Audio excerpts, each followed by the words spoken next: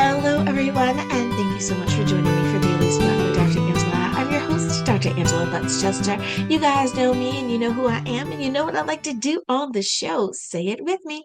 I want to enlighten, inspire, and empower you to become your best self. Now, scripture reminds us that the tongue is a small thing that makes grand speeches, but a tiny spark can set a great forest on fire. And that's what we want to do today. We want to get you fired up about our guest.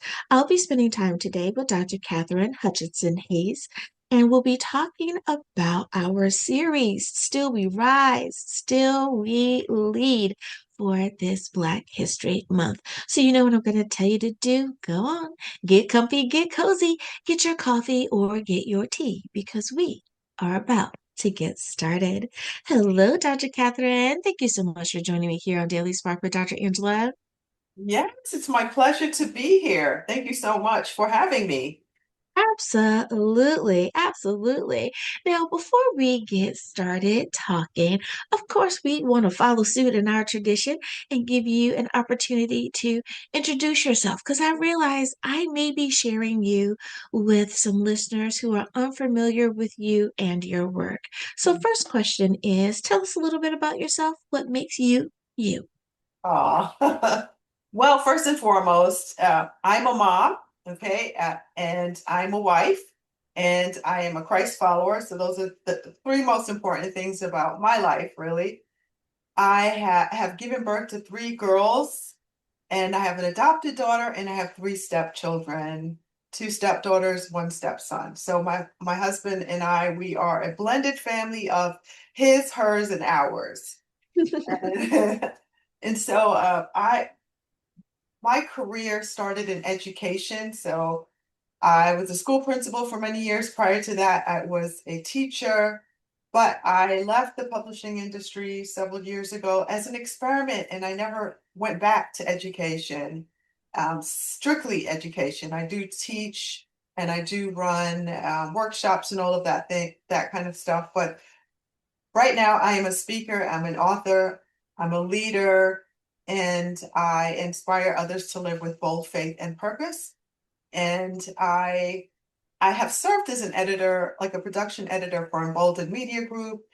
I'm also the very proud owner and founder of Dressed in Love Press. It's really a traditional publishing company devoted to publishing books that uplift, empower, and reflect God's truth. And my creativity, it goes beyond just the written word but I'm also the host of a podcast called Murder, Mystery, and Mayhem Laced with Morality.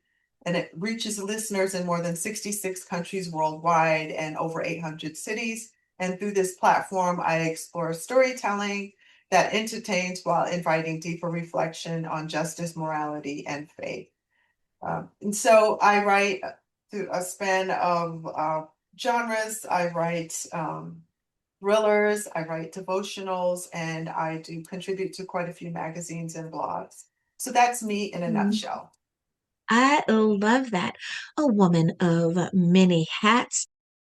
Your work does span editing, writing, podcasting, teaching, and the like. When you look at all of those roles together, and I love how you have blended them all so that they flow into each other, how do you understand your your core calling or your core purpose in this season of your life? Hmm. Well, in this season of my life, I'm really leaning toward work that is faith-centered, culturally aware, conversational, and I really like to produce work, either myself personally or working with authors that are publishing with me, where we're producing books for an audience that values truth, justice, identity, and spiritual insight. Oh, I like that. Now, I find that storytelling seems to be the common denominator somewhat of what you do, of either you sharing your story or allowing others to share their story in a certain way. With that being said, when did you first realize that being a storyteller or being able to help others articulate their story was one of the ways in which God speaks through you. Oh, that's a great question. I think God has been nudging me in that direction for a very long time. I was like in my college dorm, I was like the editor for everyone's paper, all kinds of stuff. And I've just been known if anyone my friends need resumes done or anything of the like, I was your girl. And so writing was a strong point for me. I never considered it as a career until I had professors speak that over me and asked me why, because I started out in pre-med. I wanted to become a medical Mhm. doctor. And they saw that in me. They were like, I have no idea why you would be going into medicine. You are gifted in this area. And so one thing led to another, and I did transition to journalism and then education. I became a doctor, not a medical doctor. That's a whole nother story. But I noticed that even when I was working as a school principal, I would be, I'd be working as like an associate editor for local magazines. I just couldn't break up with writing and Mhm. taking people's work and just molding it. And when I took the leap of faith and started delving into the publishing industry to see if I could make a career out of that, I noticed that my strength was taking someone's writing and shining it, not to take away their voice, but Mhm. actually to shine a spotlight on people's voice and to just Yeah. take that novel or poem or whatever it is and chisel it so it could be its absolute best. And my strength is in being a writing coach and coming alongside authors and saying, you can do this, you've got what it takes. And so I am a great encourager and I'm really good at bringing out the best in writers. Hmm. Hmm. And boy, do we need people that are able to do that. I firmly believe that God really and truly does call us each to do a certain something, right? Like we can't all do the same thing or even do it the same way. Speaking of media, your launch of Just in Love Press, I love that. What was the final nudge for you, or how did you know that the day that you decided today is the day? How did you know that that day was the day? Well, 2023, I began producing devotionals under that imprint, that publishing imprint. And those are specific passion projects. I work alongside about 10 other bloggers on my website. I have two blogs, one called The Man Cave, the other one called Dressing in God's Love. And it's weekly encouragement that goes out. And so they agreed to produce this devotional based on the theme that we have each year. And the proceeds will go to a nonprofit. And that nonprofit is specifically Light for the Future. And so we just produced our third book this past December. And the first two devotionals gained lots of popularity. They began winning awards as overall books, and then some of the devotions inside of the book would win awards. And I just felt like, wow, there is Wow. something to this. And Mhm. then finally, there's a ministry that I'm involved in, and we just had our women's retreat this November. And two of the women who work in ministry with me, they really wanted to have books to sell because we always have a book table and invite Mhm. authors. And this was in, let's say, April of last year. And they said, I really want to have a book. And I said, if you listen to me and you follow the schedule that I give you, you will have a book and it will be well done. And they were Mhm. crazy enough to listen to me. And those ladies wrote not this is the first time I've ever done anything like this. And I think starting off crazy was fine. I'm not going to continue like that. But they didn't have books. And so I worked with them as a coach and partnered with them. We met every other week, sometimes more in between. And they actually produced their books, wrote their books and produced them. And those books came out in November before the conference. And so they had their books on the table. So Wow. that is all what led. And so they were my first two projects that were outside of the devotionals, where they wrote, one is winning the war over what ifs. And it's a practical guide to staying empowered. And then the other book was Living the Dream. And Mhm. that was a book on how to fulfill your God-given purpose. And after Ooh. that, I acquired several other projects. And so we ended the year with 10 published projects with the Dressed in Love imprint. Wow. Well done. I love that. So that is so wonderful. Applause, applause there. I love it. Well, Dr. Catherine, it is time for us to take a very short break. But before we do, if someone wants to find out a little bit more about what you do, or they want to follow you online, what is your website and what is the best way to connect with you on social media? Yeah, so the best way would be through the website because it has all the things and all the Mhm. connections. I'm really active on social media, especially the Gram or Instagram and X, or formerly known as Twitter. And my website is simply Dr. Katherine Hayes, Katherine, Hayes, HEYES.com. And there you will find me. And I love connecting with other people. I love it. Alrighty, everyone. We'll be back right after this.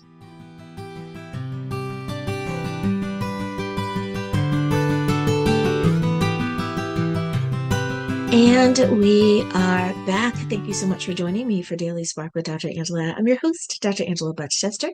My guest today is Dr. Katherine Hutchinson-Hayes, editor, author, speaker, podcaster, and educational consultant. Now, Dr. Catherine, I love that um, you chose such endearing words, dressed in love. Now, that could mean so much to different people. How do you find that dressed in love plays out in other people's lives? How does that work for others? How do they absorb it? How do they understand it? And how does it make a difference, do you believe, with how they interact with your brand? Mm. Well, the biblical and spiritual meaning of that, well, the spiritual foundation to be dressed in love means to clothe oneself with Christ-like character. And Mhm, that this phrase echoes Colossians 3:12 to 14. Therefore, as God's chosen people, holy and dearly loved, clothe yourselves with compassion, kindness, humility, gentleness, and patience. And over all these virtues, put on love, and it goes on. And so for me, dressed in love, it carries this rich biblical, emotional, and identity centered meaning, especially within Christian and creative content. mhm, mhm.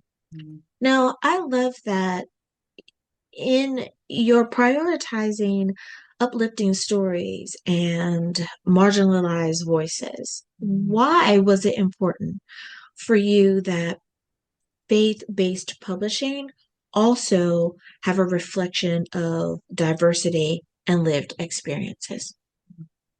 Yeah, because I know that God loves diversity. He did not make us Mhm. like that. He didn't say, "Oh my gosh, well, I didn't know Catherine was going to come out like this, or I didn't know Angela was going to come out like that." Like, what a shock! He does it with intentionality, and so Mhm. if he's intentional about diversity, then we should be, and we should not live these lives where we're so close-minded. All of our friends look and Mhm. sound and vote and worship the same. That Mhm. it should be. We should purposely fill our lives with eclectic friendships and experiences. And so I try to carry that over into everything that I do, including publishing, including my podcast. You'll see the things that I publish, the authors and experts that I feature on the podcast, they're very diverse. Hmm. all different backgrounds, look different, don't vote the same. And so I think that it's reflective of God's love for us and God's love for diversity. If he loves Hmm. it, I should love it. Hmm. I couldn't agree. I couldn't agree with you more. And for what you're saying, many times I am that person for certain groups that Yeah. I'm in, and I have to agree with you. I find myself saying, don't prejudge just because someone looks like you or they're from your same town or city. It doesn't mean that we are cookie cutters of each other. I love how you said God was not surprised that we are different, right? Because that is exactly how he made us. So I have to agree with you there. And sometimes people are really shocked to find that you are nothing like what they thought that you were going to be, but they find that they are shocked in a very pleasant way. So I love that. Now, speaking of that, you work across several genres, from Bible studies to thrillers, mysteries. How do you personally discern what stories you are called to steward in the world, especially when faith shows up differently in each one? How do you determine that this project will be a go for you? Yeah, it's got to be something that just won't let me go. And Hmm. I I try not to write for trends, but Hmm. to and as a publisher, you have to be smart too. You do have to follow trends and you have to look at things like things of that nature. But for Hmm. myself, for my own personal projects, it all started with my first Bible study slash Christian living for women was really it's really a love letter to my daughters, and it was really Ah. something that was so important that I get it down on paper. Like this was like a collection of my teachings to my daughters, my struggles. I'm very transparent, maybe embarrassingly so, and and help them to become the women they needed to become for this life. So Yeah. that's what drove my first publication. And it's because of this strong call. God wouldn't let this go in my heart. And so I just had to put pen to paper and get that book out. And then after that, I have a bunch of mini books in between, and lots of those are just felt needs for our writers community about, checklist of about how you can uh, grow as a writer. And so I've got tons of little mini books. And then Mhm. my debut thriller was called or is called A Fifth of the Story, and that was because of Mm. something I just couldn't let go either. And Hmm. just this idea that they're not people say, oh, they're two sides to the story. Then they'll say, oh, they're three sides. And I thought, no, there's just something that I couldn't let go. No, I thought, no, there's your side, there's my side. They're what people see. Hmm. There are the facts. And then Hmm. there's what God sees and what he thinks about that Ooh, situation. And I thought, there are five sides to a story. And I if like we, that. yeah, if we live for that Yeah. one fifth of what God sees and what he thinks, we will live a good life and we'll live a life pleasing to him. Hmm. Oh, I like that. Oh, yes, absolutely. That's definitely going to be a bestseller. That is that is such an intriguing way to think about that. And as you're explaining it, I could just picture people going, wait, one, two, three, four. Oh, kind of the same way I did, going, absolutely. We forget about the God aspect of it, right? Because so many times we feel that our answer has to be, therefore, is surely the only answer, Yeah, forgetting that other people saw it too. And yeah, their interpretation, perspective, or understanding might be slightly different than yours. So I love that. That definitely would be a book that I would pick up and read. Thank you for sharing. Now, you said a very important word there, and that is community. As someone who is mentoring writers and building community, what do you notice many faith-filled creatives or faith-filled writers are struggling with right now? Is there anything that you can kind of put your finger on? Yeah, I think that people who are Christians or call themselves Christians, they're at a crossroads right now because of so many things. There's lots of divisiveness that's going Mhm, on across political parties and across race and ethnicity. And I believe that this is an important time for Christians to really embrace what I had talked about earlier, and that's diversity. Diversity in fellowship, diversity in um, helping us to see what the world tries to hide. It's mhm, seeking truth, trusting God's justice, to think critically and seek God's voice and wisdom, not just the loudest voice in the room, not just a political party, and not to be worshipful of our color, our party, but to be mhm, worshipful of God and to make sure that the things that we produce reflect on justice, integrity, and truth through a faith informed lens. mhm, mhm. I could not agree with you more.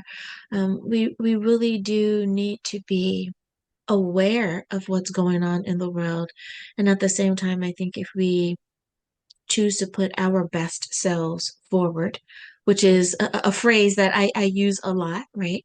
Yeah. But if we put our best selves forward, then we find that the things that separate us or divide us can become smaller in number or not weigh so heavily if we're trying to come from a place of peace or togetherness or that thing that binds us together. You know, we really do, as Dr. Maya Angelou would say, we have more alike, my friend, than we are unalike. And I think if we live life from that perspective, much like you said, then we'll find that diversity can bring us happiness and joy, Yeah. much more than it is in today's times. I love that. Yeah. Well, let me ask you about when people express to you that they are doubtful or fearful or burnout is just showing up in their lives a lot more frequently than they wish it would. What practices have helped you to help your client base stay anchored and continue to go along that creative vein that God has given them? Um, Everyone knows that they're trying to stay true, right? They're trying to write with integrity. They're trying to be that person that they know that they should be. And sometimes it's really hard for folks to trust God, because they are finding themselves having some doubts, living with a little fear, and burnout is really nipping at their nose, let's say. How do you keep them encouraged? Mm. That's so good because it often comes up. Except I find that writers especially struggle so much with imposter syndrome and doubt and Mhm. fear and anxiety. And so um, I feel that being an encourager as a publisher and a Christian, it's both a calling and a stewardship. So I have I have the rare privilege, and so do other authors, of shaping words, voices, and stories. And for myself, as their publisher, so and often as their editor, I'm coming alongside them at often the most vulnerable stage of their journey. And so encouragement, when done well, becomes discipleship, it becomes leadership and ministry all at once. And Mhm. there are very clear, practical, faith-centered ways that I live this out. Number one, I encourage through how I see people. So I see them first as people, not products. And I don't Yeah. look at anything else but them as a person. And then as a Christian publisher, I'm speaking to the calling, not just the craft. and I affirm their effort as much as excellence. And I continue to remember because I know that many writers carry fear, rejection, or past silencing. So Yeah. encouragement begins when authors then will feel safe, valued, and heard. So that's number one thing. And number Mhm. two, I encourage with truth, not flattery. And biblical encouragement Mhm. is honest and strengthening, not hollow praise. Yeah. Like First Thessalonians 5:11 says, to encourage one another and build each other up. And so I give constructive criticism with grace and clarity, Mhm. saying this needs work without crushing hope, and pairing correction with a vision for growth. And so truth spoken in love really helps to build resilience, not resentment. Mhm. And then Mhm. um, another thing I do is I try to encourage by championing voices that God is raising. Some writers, they don't need permission. They need someone to believe in them. So I can advocate for underrepresented voices. I can take Mhm. risks on stories that matter. I could say your story has purpose. And encouragement like that often looks like opening a door for someone whose door has been closed time and time again. And then I Mhm. try to also encourage to excellence.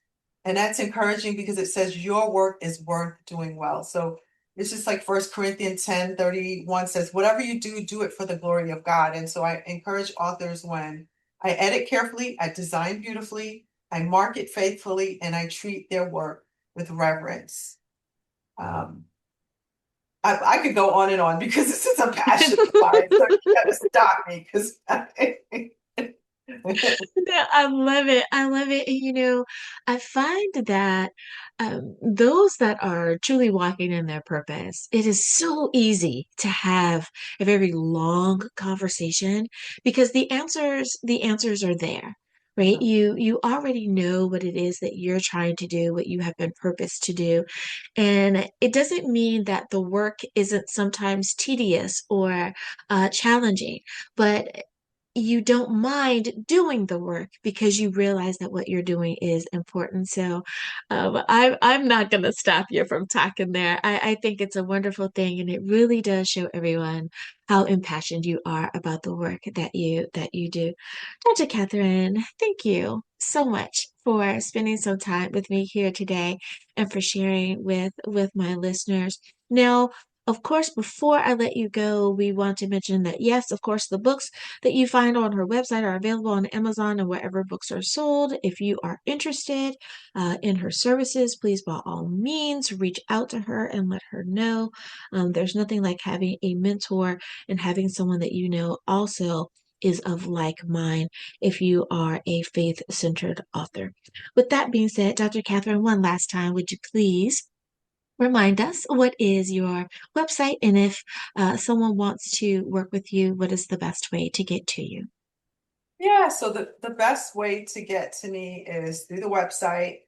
It's Dr. Catherine, Katherine Hayes, Hayes.com. There you will find uh, all of the places that I am, which is Facebook, Instagram, X, Twitter, and LinkedIn, and it goes on and on and on. So those are the ways you could touch base with me. I have an option on my website for you to set up a free consultation. I absolutely love speaking with potential clients. And I have a great reputation of having really um, long relationships with my clients. So often they're with me for, 2, 3 years or longer. So I think that says a lot. We build a real good core relationship. And so I'm looking forward to working with you, whether it's a writing project you have in mind, whether it is a short story you need refined or a resume that needs dusting off. I'm your girl. And I look forward to working with you. I love it. Thank you again, Dr. Catherine, for being a guest here today on Daily Spark with Dr. Angela. It has been an absolute pleasure. Thank you. And listeners, thank you for tuning in as well. You could have been anywhere. You chose to spend it with us today, and I thank you for doing so. As always, may the Lord continue to shine his face upon you. May you receive his grace and his mercy in all that you do. Until next time, everyone, remember that you are blessed in the Lord. Have a great day, everyone.